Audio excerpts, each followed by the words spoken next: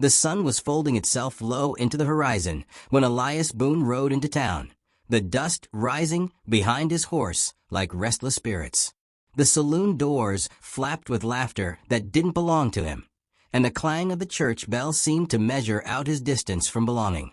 He wasn't a man who liked to linger in towns. Too many eyes, too many whispers. Yet on this evening, he saw her, Marin Ashford, wrapped in a weather-worn blanket, sitting near the well as if she were carved into the shadows.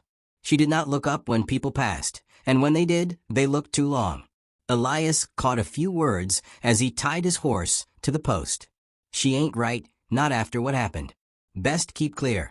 The voices drifted, but they clung to him like burrs. Clara May Hollister stood near the mercantile porch, her mouth as sharp as the point of a needle. She spoke loud enough for others to hear, spinning her stories about Marin as though her tongue were the law. Girl lost her sense, and more than that. Can't trust the likes of her. The others nodded, some with pity, some with cruel amusement. Elias knew that tone. He had heard it once about himself, years ago, after a mistake that had cost him everything. He carried that shame the way others carried scars, a thing that never quite left, no matter how many miles a man rode. Sheriff Harlan Pike leaned against a post and watched Elias watching. "Best you mind your own," he muttered, eyes heavy with unspoken warnings. Elias nodded, but found he couldn't. The image of the woman wrapped in that blanket had taken root in him, stubborn as prairie thistle. The next evening, Elias found her again, seated by the well as the dusk spread thin across the sky. She clutched the blanket tight, shoulders bent inward, as if trying to vanish beneath its folds. He approached without words, without intent other than the ache that moved his hand. From his saddlebag, he drew a tin cup and filled it with water from the well. When he held it out, his fingers trembled like a boy's. She looked at the cup, then at him, then back again. She did not thank him, but she took it, her hands small against the rough tin. She drank, her eyes never meeting his. The silence between them was more binding than speech. Elias felt the strangest thing stir within him, as though her silence was a mirror for his own. Word of his gesture spread quicker than fire in summer grass. Jed Crane, his fellow ranch hand, cornered him by the corral the next day. "You got a soft spot for the broken girl?" Jed sneered. "Don't waste yourself there. She ain't worth a spit." The others chuckled, and Elias felt their eyes testing him. He did not swing at Jed, though the urge sat heavy in his fists. Instead, he walked away, his refusal to laugh speaking louder than anger ever could. But the whispers followed him through the street like shadows. "Don't look under that blanket," one man warned. "You wouldn't like what you find."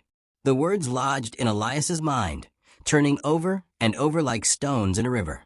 In the days that followed, he began to notice the details others missed.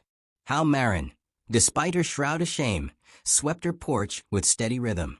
How she set out scraps for stray cats, patched holes in her roof, gathered herbs by the stream. She was not broken, not in the way people said. She was surviving in quiet defiance. One night, Elias left a small stack of firewood by her door. He didn't wait for thanks. But the next morning, as he rode past, she stood on her porch with the blanket draped around her, watching him. She gave the smallest of nods, nothing more, but Elias carried it all day like a gift. Slowly, without words, they began to circle each other with small, careful gestures. It came undone in the mercantile, weeks later. Marin had stepped inside to trade for flour, her blanket drawn close as always. Clara May stood near the counter and let her venom spill. "Shame on you, parading yourself here like you belong. You ought to hide yourself away." The room grew still. Elias, who had come in behind her, felt his jaw tighten. Without raising his voice, he said, "That's enough." The words were quiet, but they landed hard, like stones dropped into water. Clara May's mouth snapped shut, and for the first time, Marin's eyes lifted. They found his, brief and startled, gratitude flickering like a candle in a storm. Elias felt something shift inside him, as though her glance had unlocked a door he had long forgotten how to open. The blanket haunted him. It was not just cloth, it was a fortress, a barrier, a thing that told the world nothing, and everything all at once. The townsfolk spoke of it as though it covered horror, disgrace. Elias wondered what it concealed, scars, madness, or some unnameable shame.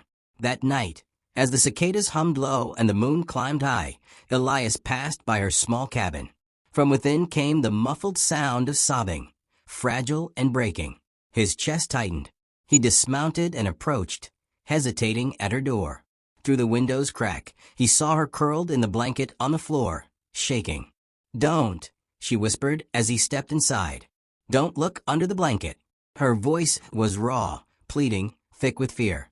But Elias did. He knelt, his hand trembling, and gently lifted the edge. He stopped, breath-catching.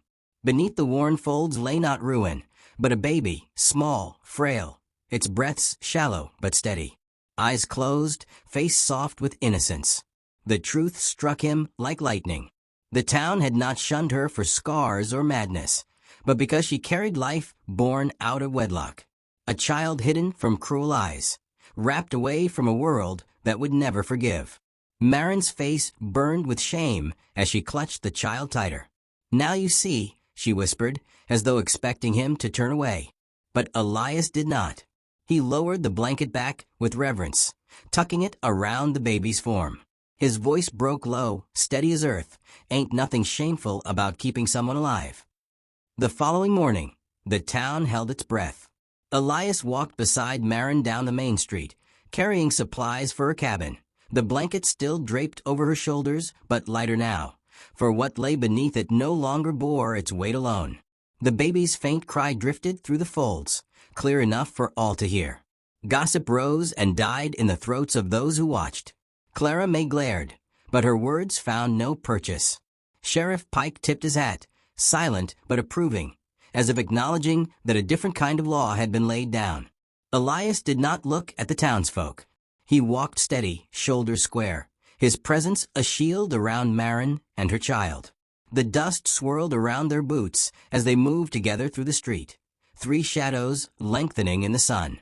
Elias felt a quiet dignity returning not just to her, but to himself. He had thought his life too marked by shame to matter, yet in standing beside her, he felt the weight lift, if only a little. And maybe if you are listening, now you know something of blankets. Not the kind that warm you from a cold, but the kind you hide beneath, the kind stitched out of fear or failure or the cruelty of others' voices. The world will tell you to cover your shame, to stay silent, to vanish from the light. But sometimes someone will come along who dares to lift that blanket. And what they find won't be ruin, it will be resilience. It will be the fragile, fierce proof of life you fought to keep alive. So if you carry something heavy, don't be afraid. Someday, someone will see, and instead of shame, they will find your strength. And that will be enough to begin again.